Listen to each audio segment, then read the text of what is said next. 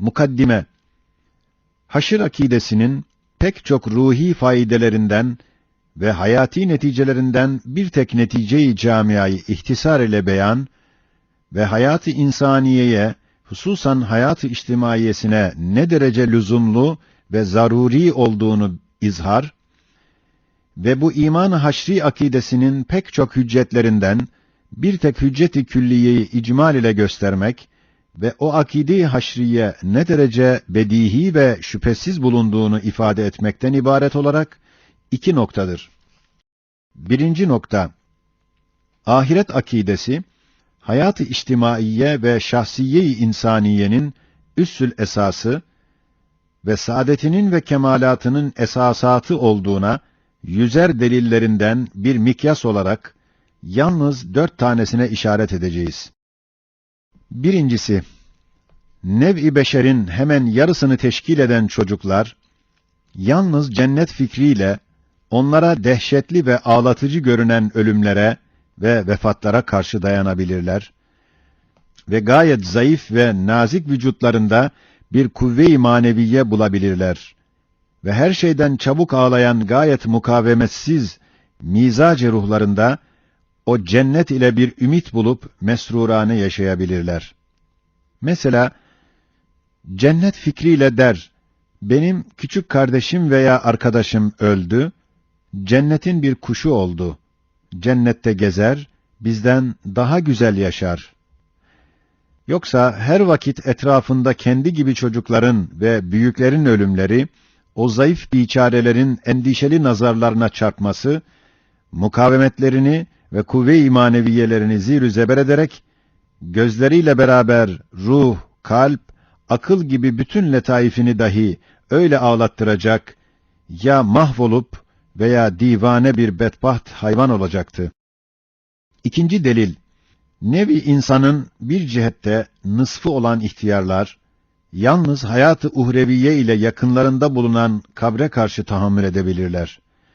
Ve çok alakadar oldukları hayatlarının yakında sönmesine ve güzel dünyalarının kapanmasına mukabil bir teselli bulabilirler ve çocuk hükmüne geçen seri-ü't teessür ruhlarında ve mizaçlarında mevt ve zevalden çıkan elim ve dehşetli meyusiyete karşı ancak hayat-ı bakiye ümidiyle mukabele edebilirler. Yoksa o şefkate layık muhteremler ve sükûnete ve istirahat-ı kalbiyeye çok muhtaç o endişeli babalar ve analar öyle bir vaveylâ-i ruhi ve bir dağdâ-i kalbi hissedeceklerdi ki bu dünya onlara zulmetli bir zindan ve hayat dahi kasabetli bir azap olurdu. Üçüncü delil, insanların hayat-ı içtimaiyesinin medarı olan gençler, delikanlılar, şiddet-i galeyanda olan hissiyatlarını ve ifratkar bulunan nefis ve hevalarını tecavüzattan ve zulümlerden ve tahribattan durduran ve hayat-ı içtimaiyenin hüsnü cereyanını temin eden yalnız cehennem fikridir.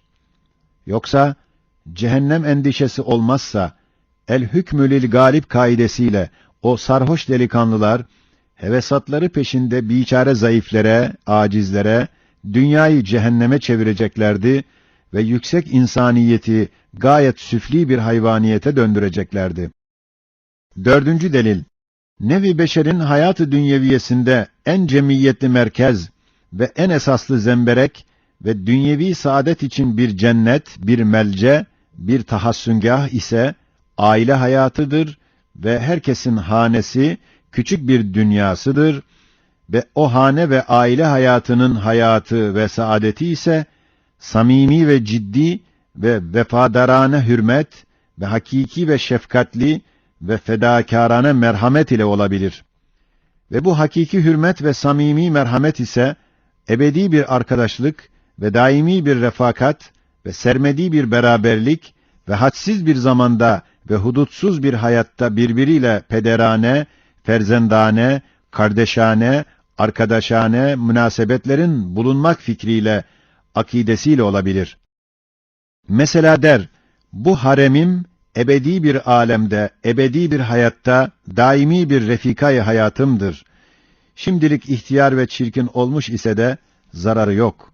Çünkü ebedi bir güzelliği var gelecek ve böyle daimi arkadaşlığın hatırı için her bir fedakarlığı ve merhameti yaparım diyerek o ihtiyare karısına güzel bir huri gibi muhabbetle, şefkatle, merhametle mukabele edebilir. Yoksa kısacık bir iki saat suri bir refakatten sonra ebedi bir firak ve müfarakate uğrayan arkadaşlık, elbette gayet suri ve muvakkat ve esassız, hayvan gibi bir rikkat-i cinsiye manasında ve bir mecazi merhamet ve suni bir hürmet verebilir. Ve hayvanatta olduğu gibi başka menfaatler ve sair galip hisler o hürmet ve merhameti mağlup edip o dünya cennetini cehenneme çevirir.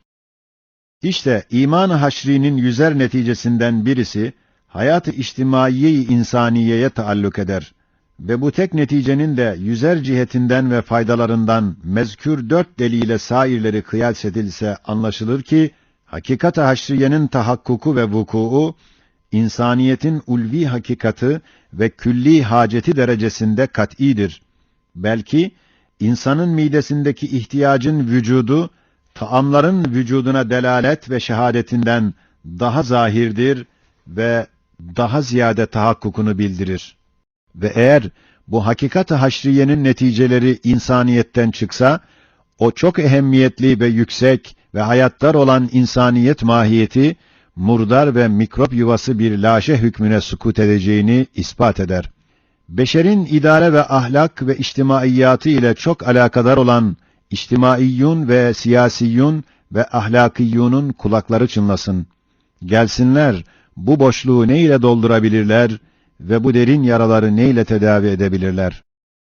İkinci nokta, hakikat-ı haşriyenin hadsiz bürhanlarından, sair erkan-ı imaniyeden gelen şehadetlerin hülasasından çıkan bir bürhanı, gayet muhtasar bir surette beyan eder. Şöyle ki, Hz. Muhammed Aleyhisselatu Vesselam'ın risaletine delalet eden bütün mucizeleri ve bütün delail-i nübüvveti ve hakkaniyetinin bütün bürhanları birden hakikat-ı haşriyenin tahakkukuna şehadet ederek ispat ederler.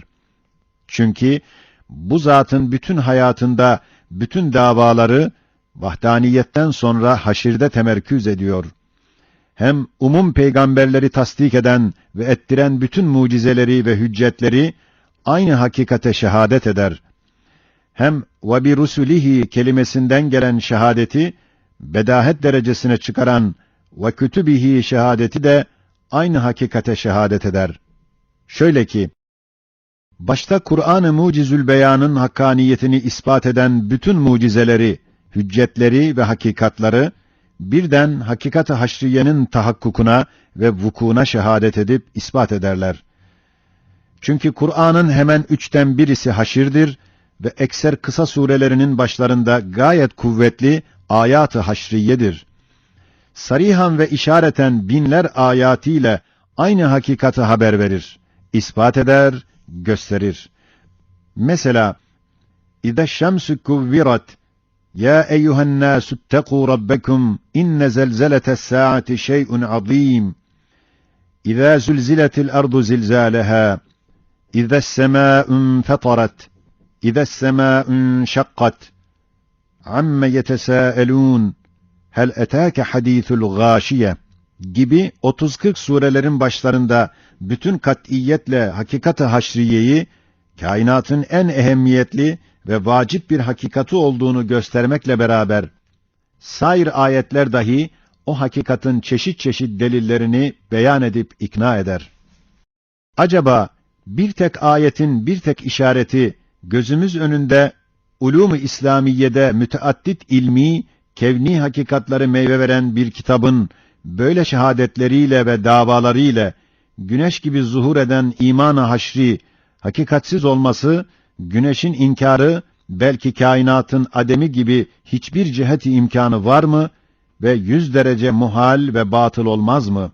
Acaba bir sultanın bir tek işareti yalan olmamak için bazen bir ordu hareket edip çarpıştığı halde, o pek ciddi ve izzetli sultanın binler sözleri ve vaatleri ve tehditlerini yalan çıkarmak hiçbir cihette kabil midir ve hakikatsız olmak mümkün müdür?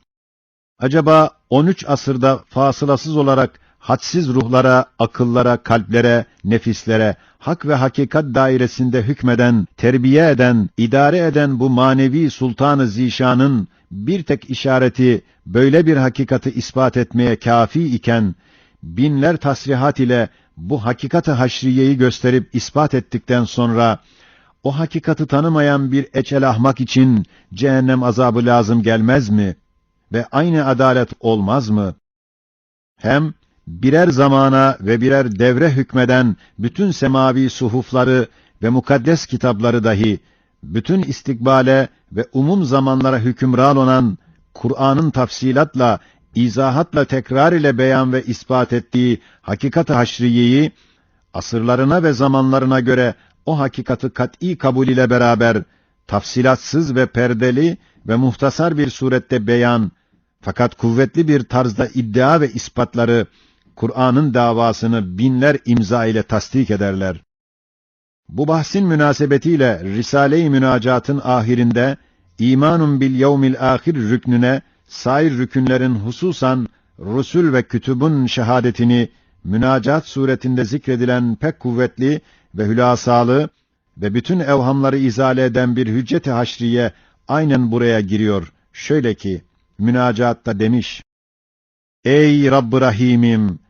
Resul-i Ekrem'inin talimiyle ve Kur'an-ı Hakîm'in dersiyle anladım ki, başta Kur'an ve Resul-i Ekrem'in olarak, bütün mukaddes kitaplar ve peygamberler, bu dünyada ve her tarafta numuneleri görülen, celalli ve cemalli isimlerinin tecellileri daha parlak bir surette, ebedül abatta devam edeceğine ve bu fani alemde, rahimane cilveleri, numuneleri müşahede edilen ihsanatının, daha şaşalı bir tarzda, dar-ı saadette istimrarına ve bekasına ve bu kısa hayat-ı dünyeviyede, onları zevk ile gören ve muhabbet ile refakat eden müştakların, ebedde dahi refakatlerine ve beraber bulunmalarına icma ve ittifak ile şehadet ve delalet ve işaret ederler. Hem yüzer mucizat-ı bahirelerine ve ayat-ı kâtıalarına istinaden, başta Resul-i Ekrem ve Kur'an-ı Hakîm'in olarak, bütün nurani ruhların sahipleri olan peygamberler ve bütün münevver kalplerin kutupları olan veliler ve bütün keskin ve nurlu akılların madenleri olan sıddıkînler, bütün suhuf-u semaviyede ve kütüb-ü mukaddesede senin çok tekrar ile ettiğin binler vaatlerine ve tehditlerine istinaden, hem senin kudret ve rahmet ve inayet ve hikmet ve celal ve cemal gibi ahireti iktiza eden kutsi sıfatlarına, şe'inlerine ve senin izzet-i celaline ve saltanat-ı rububiyetine itimaden, hem ahiretin izlerini ve tereşşuhatını bildiren hadsiz keşfiyatlarına ve müşahedelerine ve ilmel yakin ve aynel yakin derecesinde bulunan itikatlarına ve imanlarına binaen, saadet-i ebediyeyi insanlara müjdeliyorlar. Ehli dalalet için cehennem ve ehli hidayet için cennet bulunduğunu haber verip ilan ediyorlar. Kuvvetli iman edip şehadet ediyorlar. Ey Kadir-i Hakim! Ey Rahman-ı Rahim! Ey Sadıkul Vaadil Kerim! Ey İzzet ve azamet ve celal sahibi Kahhar-ı Zülcelal! Bu kadar sadık dostlarını, bu kadar vaatlerini ve bu kadar sıfat ve şuunatını yalancı çıkarmak, tekzip etmek ve saltanat-ı rububiyetinin kat'î mukteziyatını tekzip edip yapmamak ve senin sevdiğin ve onlar dahi seni tasdik ve itaat etmekle kendilerini sana sevdiren hadsiz makbul ibadının ahirete bakan hadsiz dualarını ve davalarını reddetmek, dinlememek ve küfür ve isyan ile ve seni vaadinde tekzip etmekle senin azameti kibriyana dokunan ve izzeti celaline dokunduran ve uluhiyetinin haysiyetine ilişen ve şefkat-i rububiyetini müteessir eden ehli dalaleti ve ehli küfrü haşrin inkârında onları tasdik etmekten yüz binler derece mukaddessin ve hadsiz derece münezzeh ve âlisin. Böyle nihayetsiz bir zulümden ve nihayetsiz bir çirkinlikten senin o nihayetsiz adaletini ve nihayetsiz cemalini ve hadsiz rahmetini hadsiz derece takdis ediyoruz. Ve bütün kuvvetimizle iman ederiz ki, o yüz binler sadık elçilerin ve o hadsiz doğru dellal-ı saltanatın olan enbiya, asfiya, evliyalar, hakkal yakin, aynel yakin, ilmel yakin suretinde senin uhrevi rahmet hazinelerine, alemi bekadaki ihsanatının definelerine ve dar-ı saadette tamamiyle zuhur eden güzel isimlerinin harika güzel cilvelerine şehadetleri hak ve hakikattır ve işaretleri doğru ve mutabıktır ve beşaretleri sadık ve vakidir ve onlar bütün hakikatların merciği ve güneşi ve hamisi olan Hak isminin en büyük bir şuağı, bu hakikat-ı ekber-i haşriye olduğunu iman ederek, senin emrin ile senin ibadına hak dairesinde ders veriyorlar ve aynı hakikat olarak talim ediyorlar. Ya Rab, bunların ders ve talimlerinin hakkı ve hürmeti için bize ve Risale-i Nur talebelerine imanı ekmel ve hüsnü hatime ver ve bizleri onların şefaatlerine mazhar eyle. Amin. Hem nasıl ki Kur'an'ın, belki bütün semavi kitapların hakkaniyetini ispat eden umum deliller ve hüccetler ve Habibullah'ın, belki bütün enbiyanın nübüvvetlerini ispat eden umum mucizeler ve bürhanlar, dolayısıyla en büyük müddeaları olan ahiretin tahakkukuna delalet ederler. Aynen öyle de, vacibül vücudun vücuduna ve vahdetine şehadet eden ekser deliller ve hüccetler, dolayısıyla rububiyetin ve uluhiyetin en büyük medarı ve mazharı olan dar-ı saadetin ve alemi bekanın vücuduna açılmasına şehadet ederler. Çünkü gelecek makamatta beyan ve ispat edileceği gibi, zat-ı vacibül vücudun hem mevcudiyeti, hem umum sıfatları, hem ekser isimleri, hem rububiyet, uluhiyet, rahmet, inayet, hikmet, adalet gibi vasıfları, şe'inleri, lüzum derecesinde ahireti iktiza ve vücub derecesinde baki bir alemi istilzam ve zaruret derecesinde mükafat ve mücazat için haşri ve neşri isterler. Evet, madem ezeli, ebedi bir Allah var, elbette saltanat-ı uluhiyetinin sermediği bir medarı olan ahiret vardır. Ve madem bu kainatta ve zihayatta gayet haşmetli ve hikmetli ve şefkatli bir rububiyeti mutlaka var ve görünüyor, elbette o rububiyetin haşmetini sukuttan ve hikmetini abesiyetten ve şefkatini gadirden kurtaran ebedi bir dar-ı saadet bulunacak ve girilecek. Hem madem göz ile görünen bu hadsiz inamlar, ihsanlar, lütuflar, keremler, inayetler, rahmetler, perde-i gayb arkasında bir Zat-ı Rahman-ı Rahim'in bulunduğunu sönmemiş akıllara, ölmemiş kalplere gösterir. Elbette inamı istihzadan ve ihsanı aldatmaktan ve inayeti adavetten ve rahmeti azaptan ve lütuf ve keremi ihanetten halas eden ve ihsanı ihsan eden ve nimeti nimet eden bir alemi bakide bir hayatı bakiye var ve olacaktır. Hem madem bahar faslında zeminin dar sayfasında hatasız 100.000 kitabı birbiri içinde yazan bir kalem-i kudret, gözümüz önünde yorulmadan işliyor ve o kalem sahibi 100.000 defa ahd-ü vaad etmiş ki, bu dar yerde ve karışık ve birbiri içinde yazılan bahar kitabından daha kolay olarak geniş bir yerde güzel ve layemut bir kitabı yazacağım ve size okutturacağım diye bütün fermanlarda o kitaptan bahsediyor. Elbette ve herhalde o kitabın aslı yazılmış ve haşir ve neşir ile haşiyeleri de yazılacak ve umumun defteri amalleri onda kaydedilecek. Hem madem bu arz kesret-i mahlukat cihetiyle ve mütemadiyen değişen yüzbinler çeşit çeşit enva-ı zevil hayat ve zevil ervahın meskeni, menşei, fabrikası, meşheri, mahşeri olması haysiyetiyle bu kainatın kalbi, merkezi, hülasası, neticesi, sebebi hilkatı olarak gayet büyük öyle bir ehemmiyeti var ki, küçüklüğüyle beraber koca semavata karşı denk tutulmuş, semavi fermanlarda daima Rabbus semavati vel ard deniliyor.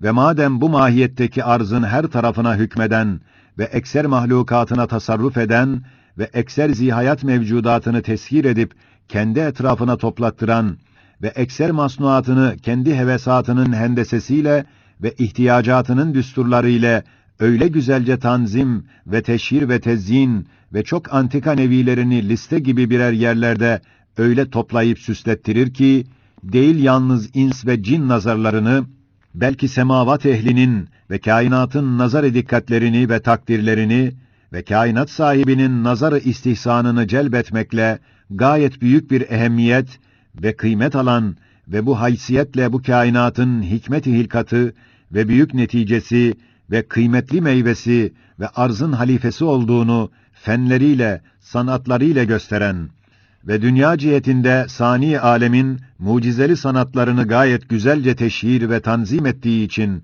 isyan ve küfrüyle beraber dünyada bırakılan ve azabı tehir edilen ve bu hizmeti için imhal edilip muvaffakiyet gören nev-i beni Adem var.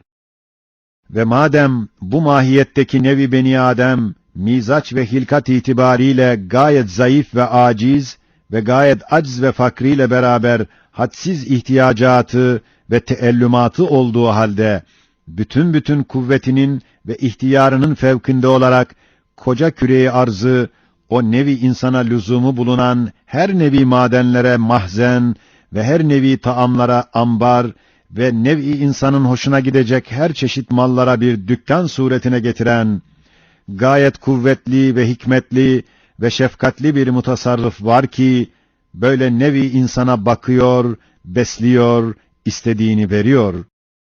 Ve madem bu hakikatteki bir Rab hem insanı sever, hem kendini insana sevdirir, hem bakidir, hem baki alemleri var, hem adaletle her işi görür ve hikmetle her şeyi yapıyor. Hem bu kısa hayatı dünyeviyede ve bu kısacık ömrü beşerde ve bu muvakkat ve fani zeminde o hakimi ezeliğinin haşmeti saltanatı ve sermediyeti hakimiyeti yerleşemiyor ve nevi insanda vuku bulan ve kainatın intizamına ve adalet ve muvazenelerine ve hüsnü cemaline münafi ve muhalif çok büyük zulümleri ve isyanları ve veli nimetine ve onu şefkatle besleyene karşı ihanetleri, inkarları, küfürleri bu dünyada cezasız kalıp gaddar zalim rahat ile hayatını ve biçare mazlum meşakkatler içinde ömürlerini geçirirler ve umum kainatta eserleri görünen şu adalet-i mutlakanın mahiyeti ise dirilmemek suretiyle o gaddar zalimlerin ve meyus mazlumların vefat içindeki müsavatlarına bütün zıttır, kaldırmaz, müsaade etmez.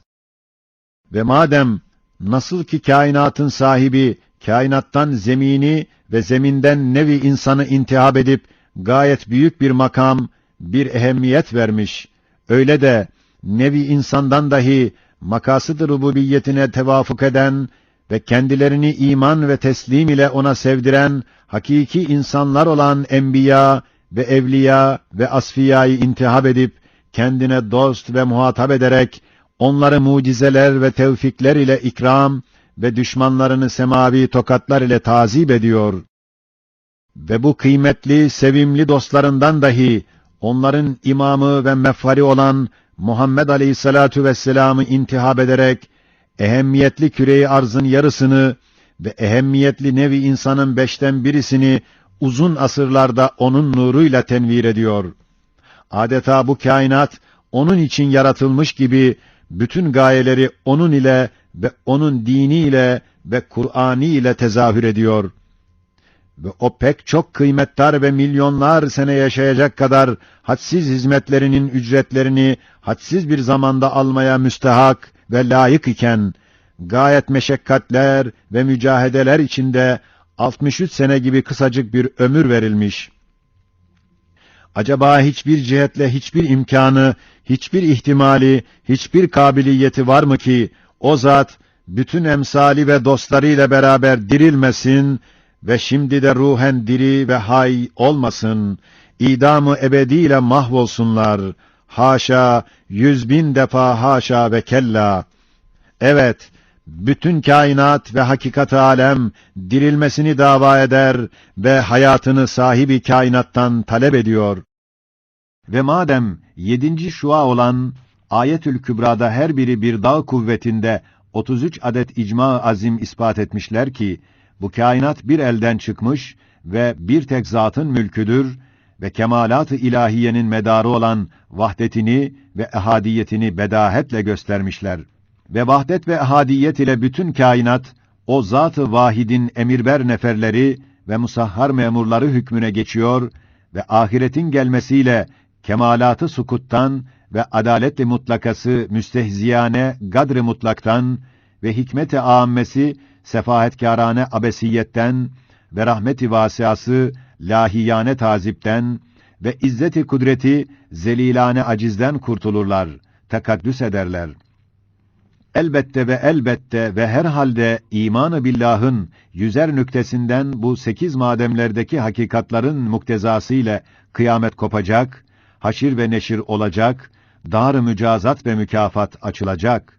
Ta ki arzın mezkûr ehemmiyeti ve merkeziyeti ve insanın ehemmiyeti ve kıymeti tahakkuk edebilsin ve arz ve insanın Halık'ı ve Rabbi olan mutasarrıf-ı hakimin mezkûr adaleti, hikmeti, rahmeti, saltanatı takarrur edebilsin ve o baki Rabb'in mezkûr hakiki dostları ve müştakları idam-ı ebediden kurtulsun ve o dostların en büyüğü ve en kıymettarı, bütün kainatı memnun ve minnettar eden kutsi hizmetlerinin mükafatını görsün ve Sultan-ı Sermedi'nin kemalatı naks-ı kusurdan ve kudreti acizden ve hikmeti sefahetten ve adaleti zulümden tenezzüh ve takaddüs ve teberri etsin.